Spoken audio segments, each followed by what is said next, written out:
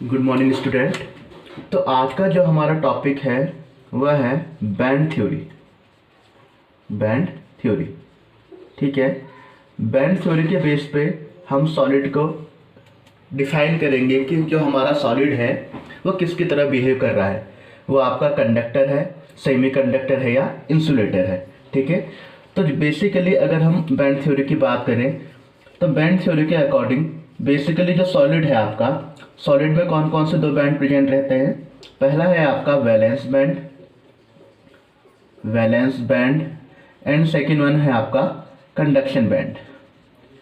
Valence band and conduction band, ठीक है। Suppose अगर हम कोई भी सॉलिड लें तो सबसे पहले हमें उसमें कौन सा बैंड क्रिएट करना पड़ेगा, valence band and second one is our conduction band, ठीक है। सपोज हम कोई एग्जांपल ले लेते हैं सिलिकॉन का हम एग्जांपल ले लेते हैं जिसका एटॉमिक नंबर कितना होता है 14। अगर हम उसका इलेक्ट्रॉनिक कन्फिग्रेशन करें तो क्या आएगा, देखो 1s2 2s2 2p6 3s2 1s2 2s2 2p6 3s2 3p2 and 3d 0, ठीक है। अब इसमें हम मेनली जो फोकस करेंगे वो 3s का ऑर्बिटल्स पे करेंगे। जो आपके 3s ऑर्बिटल है, 3p ऑर्बिटल है एंड 3d ऑर्बिटल है। इसमें जो आपके 3s एंड 3p ऑर्बिटल हैं ये क्रिएट करेंगे आपके वैलेंस बैंड को, एंड 3d जो ऑर्बिटल है ये किससे क्रिएट करेगा, आपके कंडक्शन बैंड को, ठीक है। आप इसे ऐसे समझ सकते हैं, सपोज ये हमारा 3s एंड 3p क्या है, आपके फील्ड ऑर्बिटल हैं। तो ये आपके हैवी होने की वजह से क्या आएंगे, आपके डाउन साइड आएंगे जो वैलेंस बॉन्ड बैंड में जाएंगे। एंड 3d ऑर्बिटल में कोई भी इलेक्ट्रॉन प्रेजेंट नहीं, तो ये बहुत लाइट होने की वजह से इसके जो कहाँ चले जाएंगे, कंडक्शन बैंड में, ठीक है। तो सपोज सबसे पहले हम देखें यहाँ पे हमारा है वैलेंस बैंड। ये कौन सा बैंड है आपका, वैलेंस बैंड, जिसमें क्या रहेंगे, इलेक्ट्रॉन रहेंगे, ठीक है। इसमें इलेक्ट्रॉन रहेंगे। और दूसरा कौन सा बैंड होता है आपका, कंडक्शन बैंड।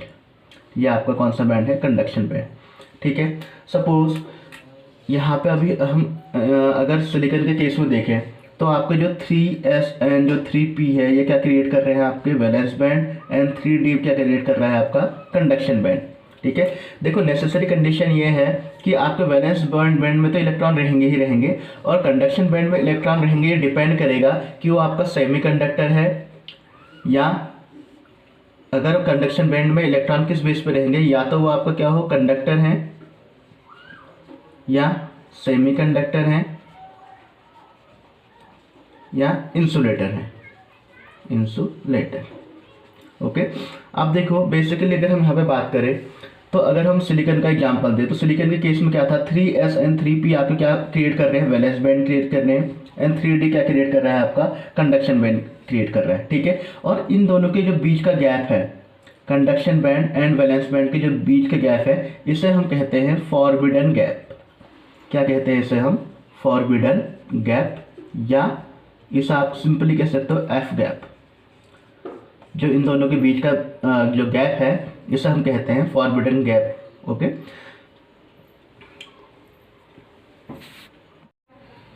देखो जनरली अगर हम देखें तो जो आपके बैंड थ्योरी के अकॉर्डिंग जो 3 टाइप के जो करेक्टर शो करता है आपका जो सॉलिड है, पहला है आपका है कंडक्टर की तरह बिहेव करेगा, ठीक है। Second one is semi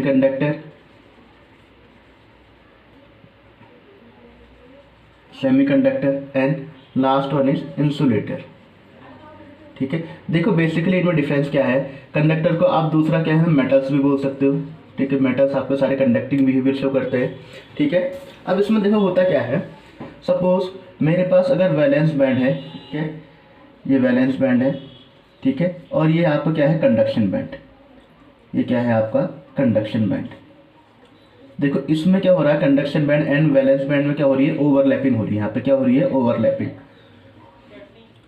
means दोनों के बीच में क्या है, फॉरबिडन गैप बिल्कुल जीरो है। दोनों के बीच में क्या है, फॉरबिडन गैप क्या है, जीरो है। एफ गैप क्या हो गया आपका, जो एफ गैप है वो क्या है, जीरो है। तो इट मीन्स जो वैलेंस बॉन्ड के जो इलेक्ट्रॉन है, ये जो वैलेंस बॉन्ड के जो इलेक्ट्रॉन है इजीली कहाँ मूव कर जाएंगे, कंडक्शन बैंड में। तो इसकी इलेक्ट्रिसिटी या कंडक्टिंग पावर क्या हो जाएगी, मैक्सिमम हो जाएगी। तो ये किसकी तरह बिहेव करेगा, ये बिहेव करेगा आपके कंडक्टर्स की तरह। किसकी तरह बिहेव करेगा, कंडक्टर्स की तरह। क्यों बिहेव कर रहा है ऐसा ये, क्योंकि जो आपका वैलेंस बॉन्ड है एंड कंडक्शन बैंड है उनके बीच में क्या हो रही है, ओवरलैपिंग हो रही है। ओवरलैपिंग होने की वजह से इनका जो फॉरबिडन गैप था वो जीरो हो गया है। जीरो होने की वजह से इसके जो इलेक्ट्रॉन्स है वैलेंस बॉन्ड के, वो इजीली कहाँ मूव कर जा रहा है, आपके कंडक्शन बैंड में, जिसकी वजह से क्या जनरेट हो रही है, इलेक्ट्रिसिटी। तो ये क्या किसकी तरह बिहेव कर रहा है, कंडक्टर की तरह बिहेव कर रहा है। ठीक है, अब देखो सेमीकंडक्टर में क्या होता है। सेमीकंडक्टर में बेसिकली जो आपका वैलेंस बैंड है एंड जो कंडक्शन बैंड है इनके बीच में कुछ ना कुछ आपका फॉरबिडन गैप रहता है, कुछ ना कुछ फॉरबिडन गैप रहता है। अगर हम इसमें एनर्जी अप्लाई करते हैं यहाँ से, अगर हम यहाँ से इसमें एनर्जी अप्लाई कर रहे हैं, तो अगर एनर्जी अप्लाई करने से ये जो इलेक्ट्रॉन है इजीली आपको कंडक्शन बैंड में अगर मूव कर जा रहे हैं, तो ये किसकी तरह बिहेव करेगा, कंडक्टर की तरह। ठीक है, अगर एनर्जी अप्लाई करने से ये इलेक्ट्रॉन्स इजीली मूव नहीं कर पा रहे हैं यहाँ तक आपके कंडक्शन बैंड में, तो ये किसकी तरह बिहेव करेगा, इंसुलेटर की तरह। तो इसलिए हम कहते हैं कि जो सेमीकंडक्टर है किसकी तरह बिहेव करता है, कंडक्टर की तरह भी बिहेव कर सकता है और इंसुलेटर की तरह भी बिहेव कर सकता है। डिपेंड करता है कि हमने एनर्जी कितनी अप्लाई की हुई है उसमें। ठीक है, कंडक्टर्स में क्या था, यहाँ पे विदाउट एनर्जी अप्लाई किए हुए भी वैलेंस बैंड के जो इलेक्ट्रॉन्स थे वो कहाँ मूव कर जा रहे थे, आपके कंडक्शन बैंड में। लेकिन सेमीकंडक्टर में आपको एनर्जी अप्लाई करनी पड़ रही है, जिसकी वजह से जो इलेक्ट्रॉन्स है वो कहाँ मूव कर रहे हैं, आपके कंडक्शन बैंड में। अगर आप एनर्जी अप्लाई नहीं करोगे, सफिशिएंट अमाउंट में अगर आपने एनर्जी अप्लाई नहीं की, तो जो वैलेंस बॉन्ड के जो इलेक्ट्रॉन्स है वो कंडक्शन बैंड में मूव नहीं कर पाएंगे, और ये जो आपका सेमीकंडक्टर है किसकी तरह बिहेव करने लग जाएगा, इंसुलेटर की तरह बिहेव करने लग जाएगा। ठीक है,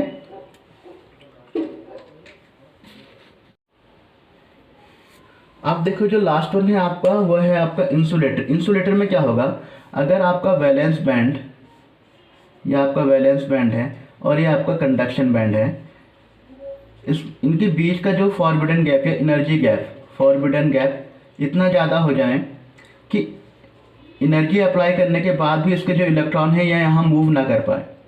ठीक है, तो इसे हम कहेंगे इंसुलेटर। इंसुलेटर में क्या हो रहा है, एनर्जी अप्लाई करने के बाद भी वैलेंस बैंड के जो इलेक्ट्रॉन है वो सफिशिएंट अमाउंट में एनर्जी गेन नहीं कर पा रहे हैं, जिस वजह से वैलेंस बैंड के जो इलेक्ट्रॉन है वो कंडक्शन बैंड में मूव नहीं कर पा रहे। ठीक है, तो ये किसकी तरह बिहेव करेगा, ये सॉलिड इंसुलेटर की तरह। देखो जनरली ये पाया गया है जो आपके इंसुलेटर हैं इनका जो एनर्जी गैप या फॉरबिडन गैप है, ठीक है, वो कितना होता है, वो आपका होगा ग्रेटर देन और इक्वल टू 5 इलेक्ट्रॉन वोल्ट। और आप लोग जानते हैं 1 electron volt equal to 1.6 into 10⁻⁻19 joule.